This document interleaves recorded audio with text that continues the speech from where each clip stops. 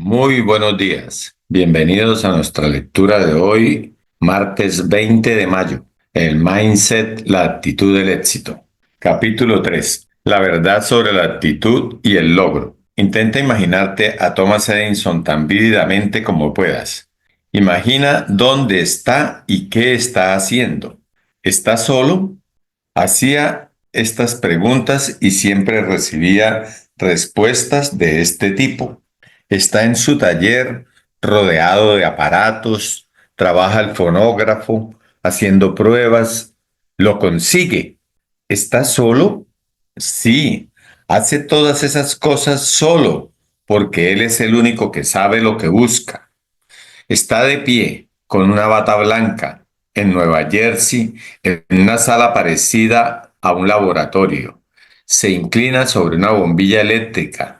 De repente funciona. ¿Está solo?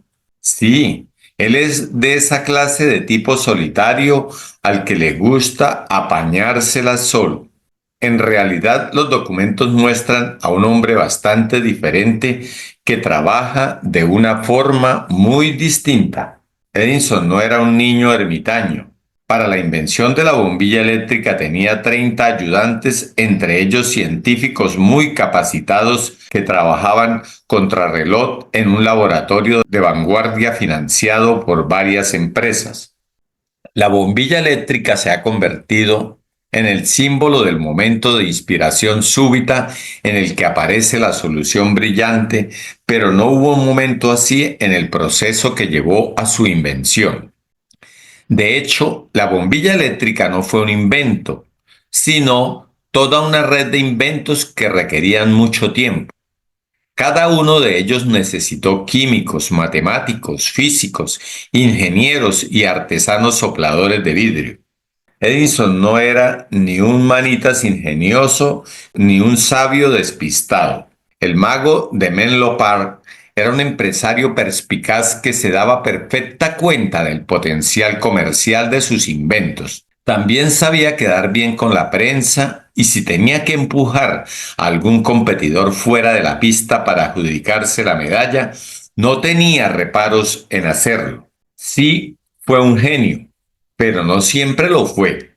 Estudiando toda la información disponible, su biógrafo Paul Israel cree que Edison fue más o menos un niño corriente de su época y su lugar. Al joven Tom le encantaban los experimentos y la mecánica, quizás más ávidamente que a la mayoría, pero las máquinas y la tecnología eran parte de la experiencia común de un chico del medio oeste estadounidense de aquel tiempo. Lo que al final lo distinguió fue su mentalidad y su empuje. No dejó nunca de ser el curioso y apañado chico que buscaba nuevos desafíos. Mucho tiempo después de que los jóvenes hubiesen encontrado ya su papel en la sociedad, él desgastaba las vías del tren yendo de ciudad en ciudad para aprender todo lo que pudiera de telegrafía y ascendiendo por la jerarquía de los telegrafistas gracias a su capacidad inventiva y a su esfuerzo autodidacta. Y más adelante, para gran desilusión de sus esposas, sus grandes amores siguieron siendo el aprendizaje y la invención, pero solamente en su campo. Existen muchas fábulas sobre la capacidad y el logro, en especial sobre la persona genial y solitaria que de repente crea algo asombroso. Lo repito, existen muchas fábulas sobre la capacidad y el logro, en especial sobre la persona genial y solitaria que de repente crea algo asombroso. Aún así, la obra maestra de Darwin, El origen de las especies, costó muchos años de trabajo en equipo, cientos de debates con sus colegas y guías, varios borradores previos y toda una vida de entrega y dedicación antes de llegar a dar fruto. Mozart trabajó durante más de una década para crear las obras que hoy admiramos. Antes de eso, sus composiciones no eran tan originales ni tan interesantes. En realidad, con frecuencia eran el resultado de la unión de fragmentos de obras de otros compositores. Este capítulo es sobre los auténticos ingredientes del logro, sobre por qué algunos logran menos de lo que esperaban y otros, por el contrario, superan las expectativas. La mentalidad y el éxito escolar. Alejémonos por un momento del reino celestial de Mozart y Darwin y volvamos a la tierra para ver cómo las mentalidades pueden determinar el éxito. Es gracioso, pero ver a un alumno florecer gracias a la mentalidad de crecimiento me emociona más que todas las historias sobre los grandes genios de la humanidad. Quizá porque es algo que tiene más que ver contigo y conmigo, con lo que nos ha ocurrido y por qué estamos donde estamos ahora, y con los niños y su potencial. Ya de vuelta en la Tierra, identificamos la mentalidad de los alumnos conforme efectuaban la transición al instituto. Creían que la inteligencia era un rasgo fijo o algo que se pueda desarrollar. Y luego les hicimos un seguimiento durante los 2 años siguientes. El paso al instituto es una época de grandes retos para muchos alumnos. El trabajo se hace mucho más difícil. La política de notas es más exigente. La enseñanza se vuelve menos personalizada. Y esto ocurre mientras ellos se enfrentan con su nuevo cuerpo y sus emociones adolescentes. Las calificaciones académicas lo acusan, pero no lo acusan de igual modo las de todos. No, en nuestro estudio solamente los alumnos de mentalidad fija sufrieron un descenso, mostraban una bajada inmediata en sus calificaciones y, sin prisa pero sin pausa, les fue cada vez peor durante esos años. Los alumnos con mentalidad de crecimiento lograron mejores calificaciones en ese tiempo. Cuando los dos grupos entraron en el instituto, no había grandes diferencias en sus calificaciones anteriores. En el ambiente mucho más benigno de la escuela elemental habían conseguido notas muy similares en los exámenes. Las diferencias aparecieron cuando llegaron a los desafíos del instituto. Así es como explicaban los alumnos que tenían una mentalidad fija sus malas calificaciones. Muchos le echaban la culpa a su capacidad. Soy el más tonto o soy muy malo en matemáticas. Y muchos tapaban esos sentimientos echándole la culpa a alguien. El profesor de matemáticas es un gordo capullo y la profesora de inglés una cerda con un trasero enorme.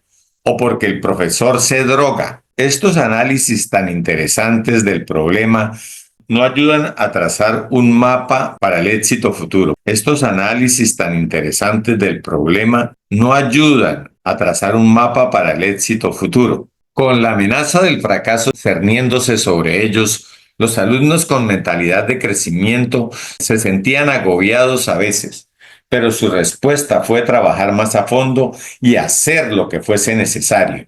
Eran como George Dancy. ¿Y ese quién es? Repito, con la amenaza del fracaso cerniéndose sobre ellos, los alumnos con mentalidad de crecimiento se sentían agobiados a veces, pero su respuesta fue trabajar más a fondo y hacer lo que fuese necesario. Eran como George Dancy. ¿Y ese quién es? George Dancy era un alumno de posgrado en matemáticas en Berkeley. Un día, tarde como de costumbre, llegó corriendo a su clase de matemáticas y copió rápidamente los 2 problemas para casa que habían en la pizarra. Cuando luego se puso a resolverlos, le parecieron muy difíciles. Le costó varios días de trabajo duro entenderlos y resolverlos. Resultó que no eran problemas para casa en absoluto. Eran 2 famosos problemas matemáticos que no habían sido resueltos nunca. El síndrome del mínimo esfuerzo. Nuestros alumnos de mentalidad fija vieron este difícil paso como una amenaza. Todo amenazaba con desenmascarar sus fallos y convertirlos de ganadores en perdedores. De hecho, en la mentalidad fija, la adolescencia es un gran examen. ¿Soy listo o tonto? ¿Soy guapa o fea. Soy guay o rarito. Soy una triunfadora o una fracasada. En la mentalidad fija, cuando uno es un fracasado, lo es para siempre. No tiene nada de raro que muchos adolescentes pongan en marcha sus recursos, no para aprender, sino para proteger sus egos. Una de las tácticas, además de la de proporcionar vívidos retratos de sus profesores, consiste en no intentar nada. Eso ocurrió cuando una de nuestras alumnas más geniales dejó simplemente de trabajar, justo como hizo Nathat Salerno Sonnenberg. De hecho, los alumnos de mentalidad fija nos decían que su principal objetivo en el instituto, además de resultar inteligentes, era el de realizar el menor esfuerzo posible. Era el de realizar el menor esfuerzo posible, mentalidad fija. Estaban completamente de acuerdo con frases como esta: mi objetivo principal en el instituto es hacer las cosas lo más fácil que sea posible sin tener que trabajar muy duro. Este síndrome del mínimo esfuerzo a menudo es una manera de declarar su rebeldía frente a los adultos, pero también es una estrategia de alumnos de mentalidad fija para protegerse a sí mismos. Ven a los adultos como alguien que dice: ahora vamos a evaluarte para ver de qué eres capaz. Y ellos responden: no, para nada. John Hull, el gran educador, señala que se trata de mecanismos de defensa que todos los seres humanos activamos cuando los demás se sientan a juzgarnos. El peor alumno que tuvimos, el peor con el que me haya encontrado nunca, era, en su vida fuera del aula, una persona tan madura, inteligente e interesante como cualquier otra del instituto.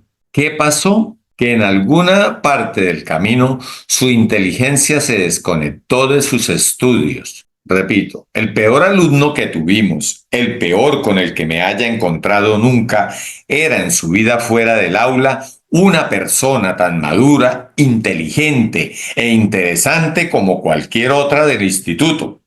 ¿Qué pasó? Que en alguna parte del camino su inteligencia se desconectó de sus estudios. Para los alumnos con mentalidad de crecimiento, no tiene sentido dejar de intentar las cosas. Para ellos, la adolescencia es una etapa llena de oportunidades, un tiempo para aprender temas nuevos, una época para averiguar qué les gusta y en qué quieren convertirse en el futuro. Para los alumnos con mentalidad de crecimiento no tiene sentido dejar de intentar las cosas. Para ellos la adolescencia es una etapa llena de oportunidades, un tiempo para aprender temas nuevos, una época para averiguar qué les gusta y en qué quieren convertirse en el futuro. Más adelante describiré cómo enseñamos a alumnos de instituto la mentalidad de crecimiento. Ahora lo que quiero que sepas es que enseñarles esa mentalidad provocó que se esforzasen. Cierto día le estábamos presentando la mentalidad de crecimiento a un grupo de alumnos. De repente, Jimmy, el chico más asqueado, cabezota y vago del grupo, levantó la mirada con lágrimas en los ojos y dijo: ¿quiere decir que no tengo por qué ser tonto? Trabajó desde ese día. Se quedaba hasta tarde para hacer sus deberes escolares, lo que no había hecho jamás. Empezó a entregar los trabajos antes de tiempo para obtener una revisión previa y así poder mejorarlos antes de la entrega final. Ahora creía que trabajar duro no te hace vulnerable, sino más inteligente. Esto está genial. Qué belleza de material. Repito, ahora lo que quiero que sepas es que enseñarles esa mentalidad provocó que se esforzasen. Cierto día le estábamos presentando la mentalidad de crecimiento a un grupo de alumnos. De repente, Jimmy, el chico más asqueado, cabezota y vago del grupo, levantó la mirada con lágrimas en los ojos y dijo: ¿quiere decir que no tengo por qué ser tonto? Trabajó desde ese día. Se quedaba hasta tarde para hacer sus deberes escolares, lo que no había hecho jamás. Empezó a entregar los trabajos antes de tiempo para obtener una revisión previa y así poder mejorarlos antes de la entrega final. Ahora creía que trabajar duro no te hace vulnerable, sino más inteligente. Encontrar tu cerebro. Un íntimo amigo me hizo llegar recientemente algo que había escrito, un cuento poema que recordaba a Jimmy y su esfuerzo. La profesora de segundo curso, 8 años, de mi amigo, la señora Bird, había hecho que cada alumno dibujase y recortase un caballo de papel. A continuación puso en fila todos los caballos sobre la pizarra y les dio un mensaje de mentalidad de crecimiento. Vuestro caballo solo es tan rápido como lo sea vuestro cerebro. Cada vez que aprendáis algo, vuestro caballo se moverá hacia adelante. Mi amigo no estaba muy seguro sobre eso del cerebro. Su padre siempre le decía: tienes la boca demasiado grande y el cerebro demasiado pequeño. Además, parecía que su caballo se hubiese quedado sentado en la línea de salida, mientras que los cerebros de todos los demás se habían unido a la carrera del aprendizaje, especialmente los cerebros de Han y Billy, los listos de la clase, cuyos caballos corrían por delante de los de todos los demás. Pero mi amigo perseveró. Para manejar sus habilidades, continuó leyendo las tiras cómicas con su madre y sumando puntos cuando jugaba a las cartas con su abuela. Y pronto mi potro lustroso saltó adelante como un campeón y no hubo nadie que pudiera detenerlo. Con las semanas y los meses voló adelante para rebasar a los otros uno a uno. En la recta final de la primavera tardía, las monturas de Han y Billy iban por delante por unos cuantos problemas de sumas y restas, y cuando sonó la última campana de la escuela, mi caballo ganó por una nariz. Supe entonces que tenía cerebro. Paul Worman. Realmente el aprendizaje no debería ser una carrera, por supuesto, pero esta carrera ayudó a mi amigo a descubrir su cerebro y a conectarlo con su aprendizaje escolar. Hermoso esto. Qué lindo que los papás escuchen esto, y más los maestros. El mismo papá le decía que tenía la boca grande y la cabeza pequeña. Dios lo perdone. Me encanta todo este tema. Paul Worm, lo repito. Encontrar tu cerebro. Un íntimo amigo me hizo llegar recientemente algo que había escrito, un cuento poema que me recordaba a Jimmy y su esfuerzo. La profesora de segundo curso, 8 años, de mi amigo, la señora Bird, había hecho que cada alumno dibujase y recortase un caballo de papel. A continuación puso en fila todos los caballos sobre la pizarra y les dio un mensaje de mentalidad de crecimiento. Vuestro caballo solo es tan rápido como lo sea vuestro cerebro. Cada vez que aprendáis algo, vuestro caballo se moverá hacia adelante. Mi amigo no estaba muy seguro sobre eso del cerebro. Su padre siempre le decía: tienes la boca demasiado grande y el cerebro demasiado pequeño. Además, parecía que su caballo se hubiese quedado sentado en la línea de salida, mientras que los cerebros de todos los demás se habían unido a la carrera del aprendizaje, especialmente los cerebros de Han y de Billy, los listos de la clase, cuyos caballos corrían por delante de los de todos los demás.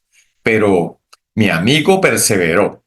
Para mejorar sus habilidades, continuó leyendo las tiras cómicas con su madre y sumando puntos cuando jugaba a las cartas con su abuela. Y pronto mi potro lustroso saltó adelante como un campeón, y no hubo nadie que pudiera detenerlo.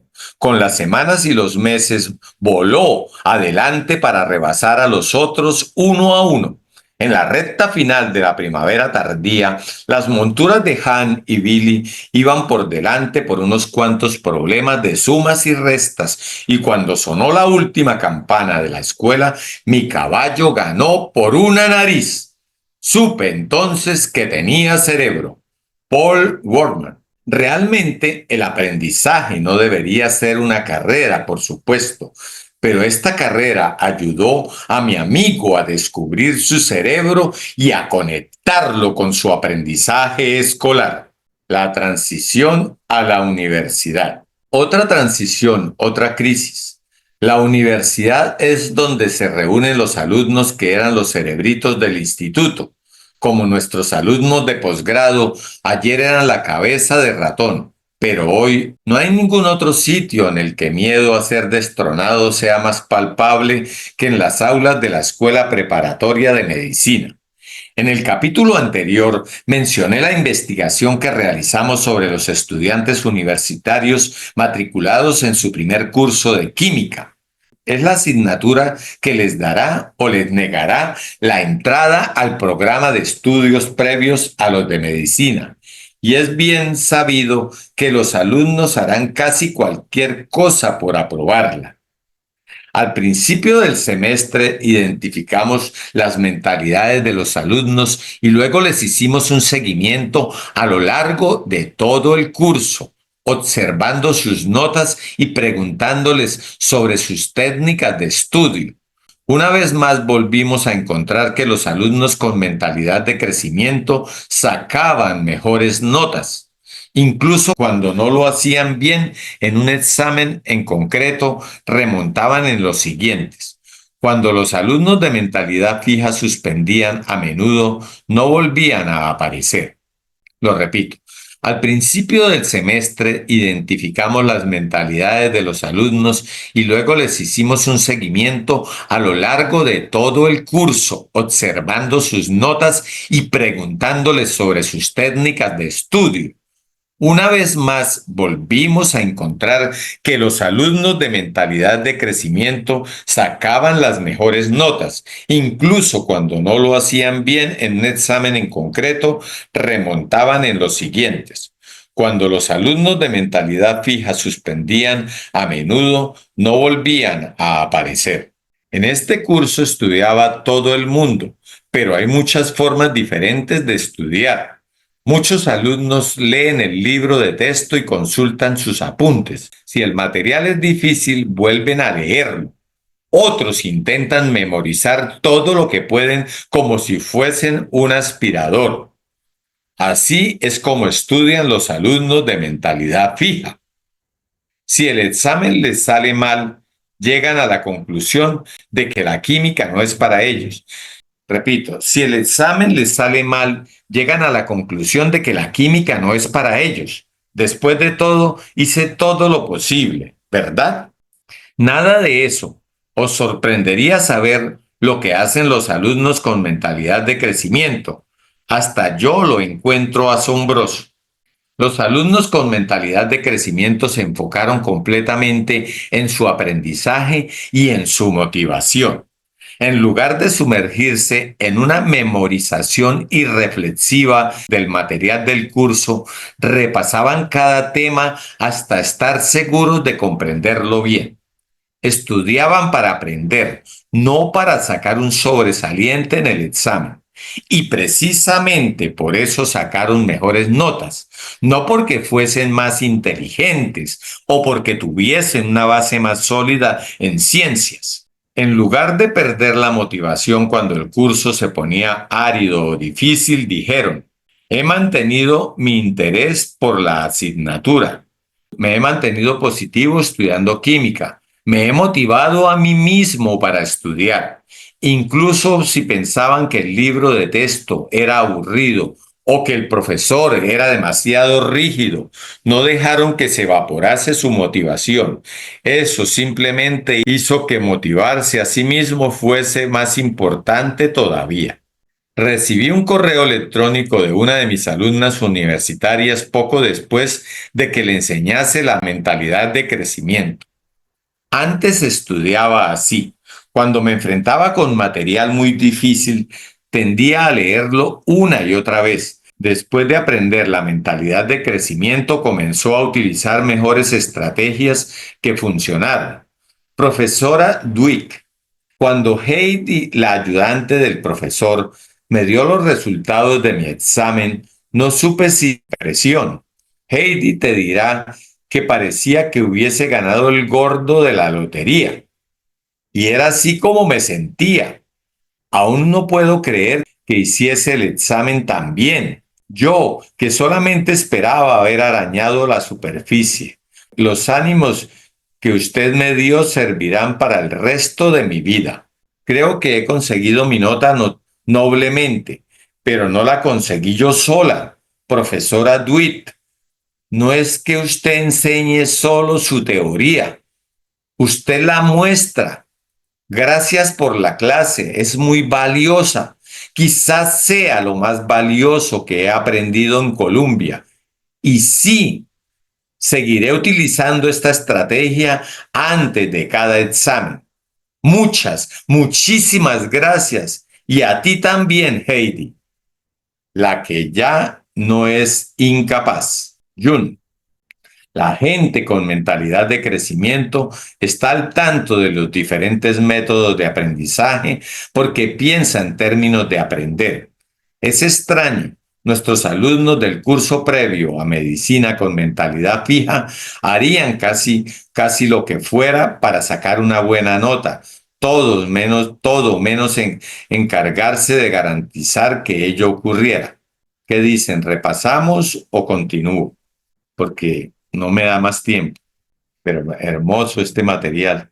Qué herramienta tan valiosa para los maestros. Bueno, me voy a devolver un tramo porque este material esto es un tesoro para los padres y maestros. Porque ¿cómo es posible que le inculquemos la mentalidad fija a los niños, no? Hay que inculcarles la mentalidad de crecimiento, porque el niño que deja de aprender simplemente perdió el interés. No es que sea bruto, perdió el interés. Capítulo 3. La verdad sobre la actitud y el logro. Existen muchas fábulas sobre la capacidad y el logro, en especial sobre la persona genial y solitaria que de repente crea algo asombroso.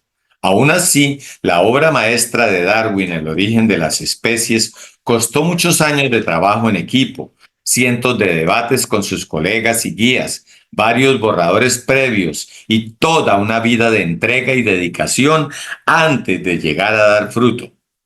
Mozart trabajó durante más de una década para crear las obras que hoy admiramos.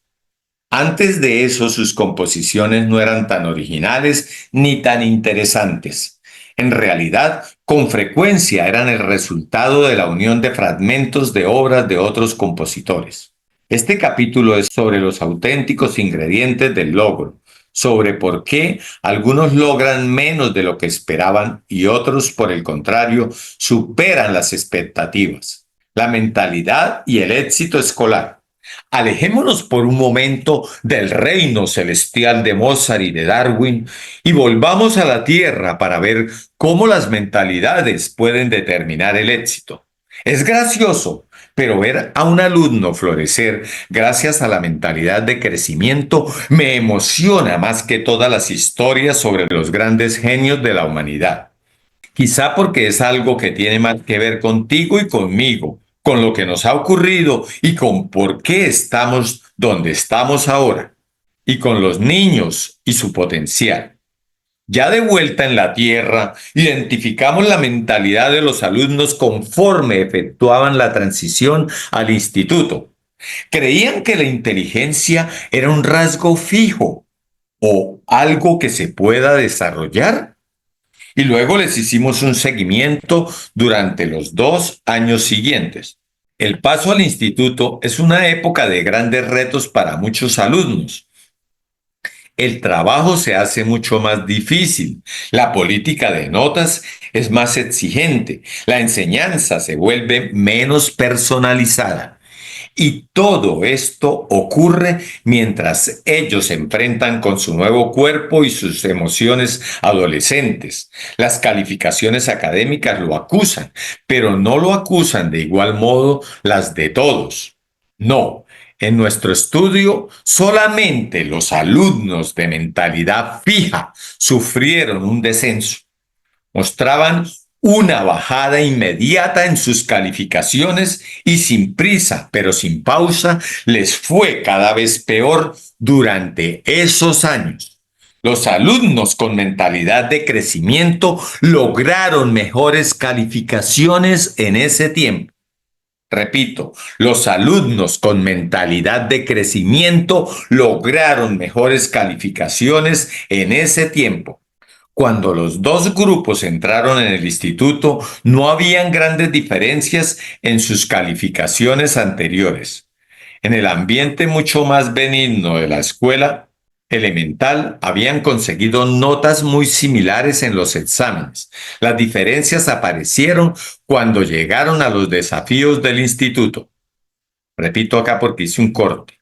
Cuando los dos grupos entraron en el instituto, no habían grandes diferencias en sus calificaciones anteriores. En el ambiente mucho más benigno de la escuela elemental, habían conseguido notas muy similares en los exámenes. Las diferencias aparecieron cuando llegaron a los desafíos del instituto. Repito, las diferencias aparecieron cuando llegaron a los desafíos del instituto. Así es como explicaban los alumnos que tenían una mentalidad fija sus malas calificaciones. Muchos le echaban la culpa a su capacidad. Soy el más tonto o soy muy malo en matemáticas. Y muchos tapaban esos sentimientos echándole la culpa a alguien. El profesor de matemáticas es un gordo capullo y la profesora de inglés una cerda con un trasero enorme. O porque el profesor se droga. Estos análisis tan interesantes del problema no ayudan a trazar un mapa para el éxito futuro. Con la amenaza del fracaso cerniéndose sobre ellos, los alumnos con mentalidad de crecimiento se sentían agobiados a veces, pero su respuesta fue trabajar más a fondo y hacer lo que fuese necesario. Eran como George Dancing. ¿Y ese quién es? Repito, con la amenaza del fracaso cerniéndose sobre ellos, los alumnos con mentalidad de crecimiento se sentían agobiados a veces, pero su respuesta fue trabajar más a fondo y hacer lo que fuese necesario. Eran como George Dancing. ¿Y ese quién es? George Dancing era un alumno de posgrado en matemáticas en Berkeley. Un día tarde, como de costumbre, llegó corriendo a su clase de matemáticas y copió rápidamente los problemas para casa que había en la pizarra. Cuando luego se puso a resolverlos, le parecieron muy difíciles. Le costó varios días de trabajo duro entenderlos y resolverlos. Resultó que no eran problemas para casa en absoluto. Eran dos famosos problemas matemáticos que no habían sido resueltos nunca. El síndrome del mínimo esfuerzo. Nuestros alumnos de mentalidad fija vieron este difícil paso como una amenaza. Todo amenazaba con desenmascarar sus fallos y convertirlos de ganadores en perdedores. De hecho, en la mentalidad fija, la adolescencia es un gran examen. ¿Soy listo o tonto? ¿Soy guapa o fea? ¿Soy guay o rarito? ¿Soy una triunfadora o una fracasada? En la mentalidad fija, cuando uno es un fracasado, lo es para siempre. No tiene nada de raro que muchos adolescentes pongan en marcha sus recursos no para aprender, sino para proteger sus egos.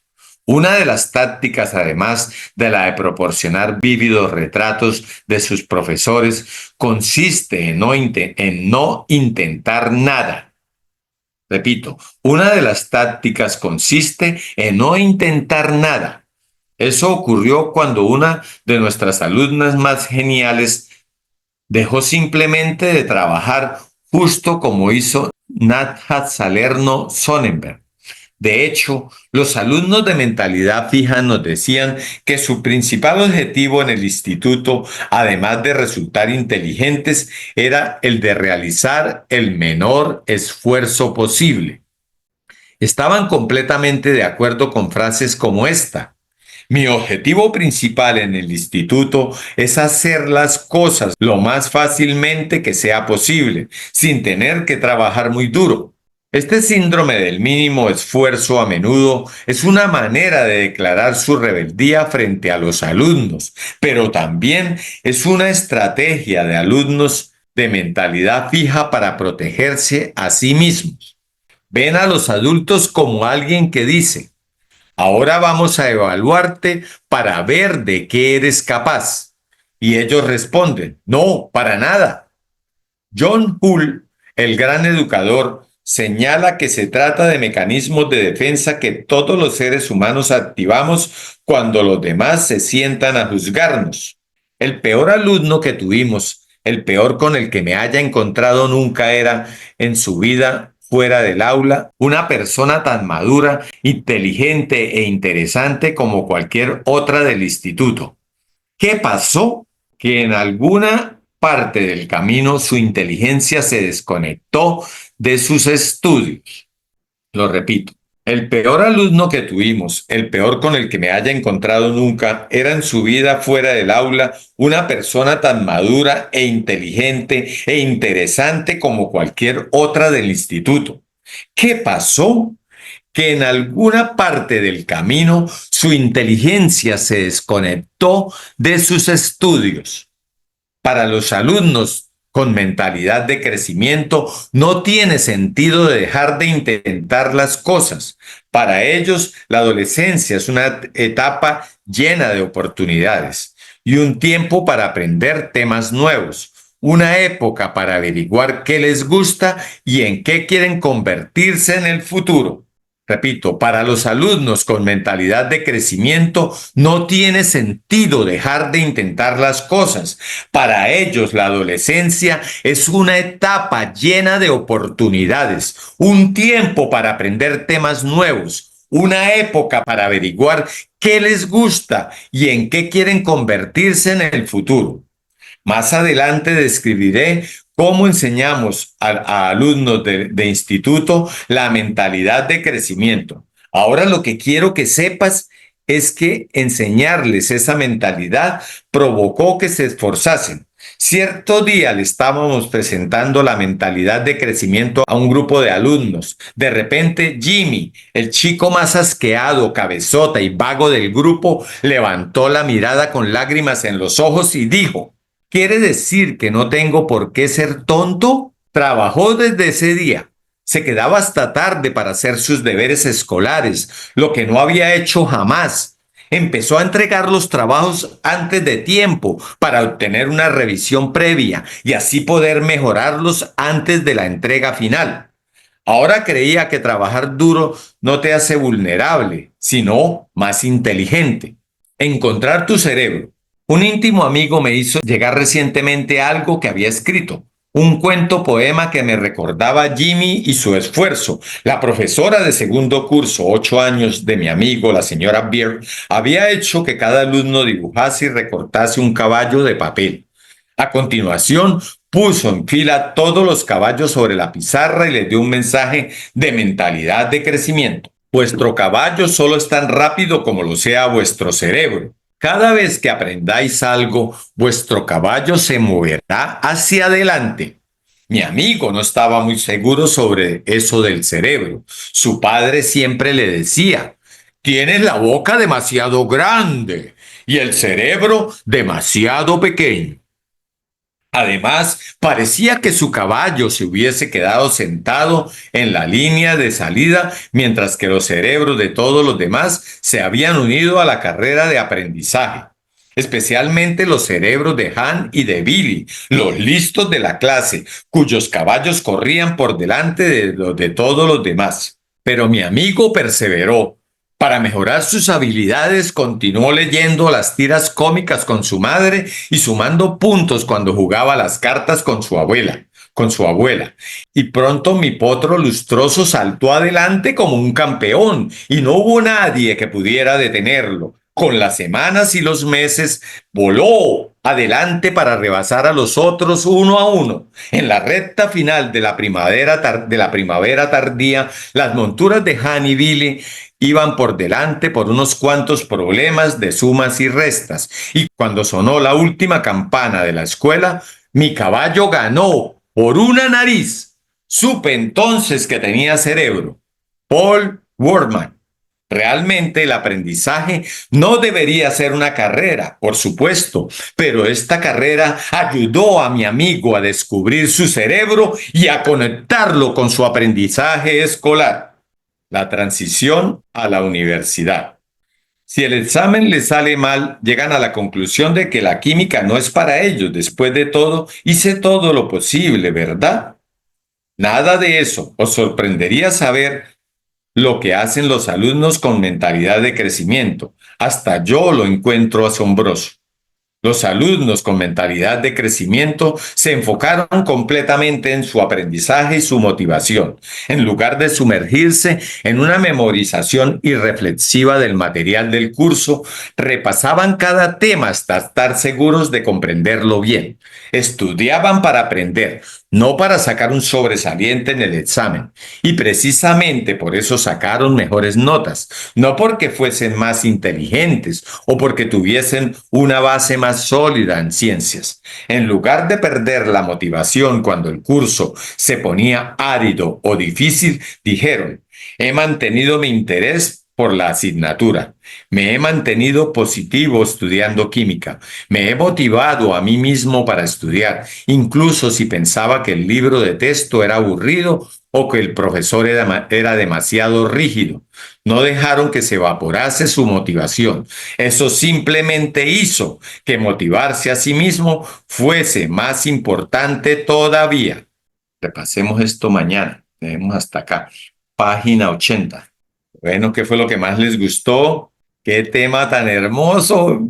Me apasiona leer esto. ¿Qué herramientas para los padres y los maestros? No, ¿qué errores han cometido los que no tienen acceso a esta información? Pues ¿cómo es posible que un papá le diga al hijo que es bruto? Dios les dé sabiduría a todos ellos.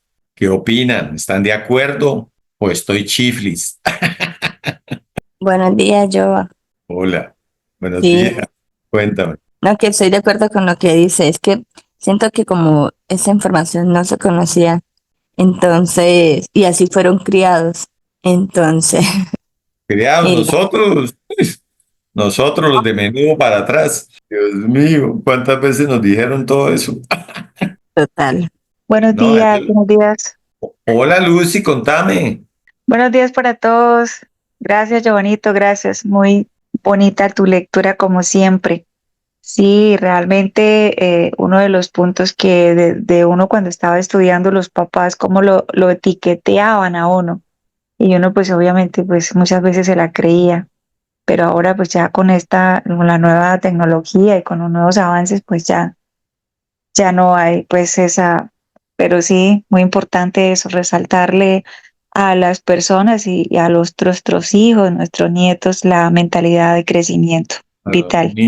A los Sí, niños, Dios mío. Para espectacular. pegarle a coñazos a un maestro que les diga que son brutos.